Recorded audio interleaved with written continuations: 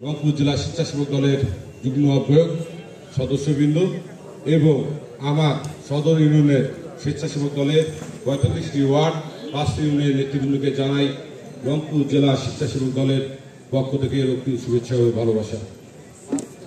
সাধু বন্ধুগণ, আপনারা জানেন আমাদের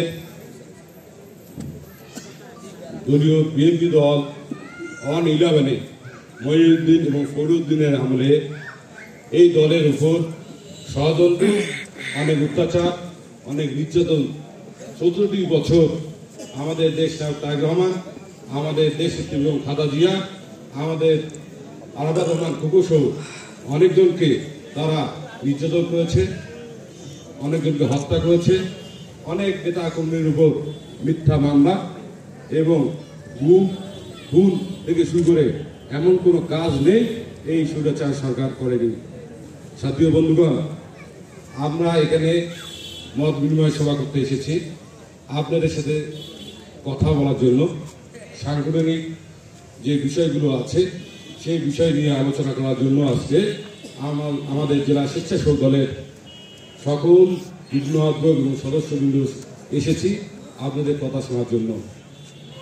হয়তো আপনারা অনেকেই শুনেছেন আমাদের অনেক যুগ্ম আহ্বায়ক অনেক রাগ, ক্ষোভ, অভিমান করে কথা বলেছেন আপনাদের সাথে।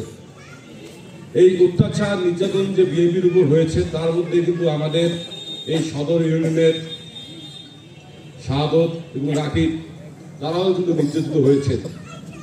দলের দুঃসময় দুদিনে তারা পালিয়ে না থেকে দলের যে কোনো কার্যক্রমে তারা কিন্তু পাশে ছিলেন, তারা ত্যাগী, কিন্তু সাংগঠনিকভাবে তারা দুর্বলতার প্রকাশ আজকের এই প্রোগ্রামে দিয়েছে। তাদের উপর অনেক অত্যাচার গিয়েছে, নির্যাতন হয়েছে, তা ধৈর্য ধরে এই দলের ছায়াতলে ছিলেন। তাদের যদি লোভ লালসা থাকতো দলে এই বিএনপি করতো না, অন্য দলের সাথে যুক্ত হতো।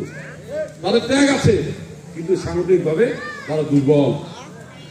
আমরা এই শ্যামপুরে, আপনারা জানেন এই শ্যামপুরে রংপুর বিভাগে রংপুর জেলা স্বেচ্ছাসেবক দলের আপনাদের এই এলাকার একজন সোনা আছে, রূপা আছে, আপনারা কিন্তু এই সোনা এবং রূপাকে মূল্যায়ন করতে জানেন না, মূল্যায়ন করতেছেন না। যখন থাকবে না তখন বুঝবেন কি হারিয়েছি।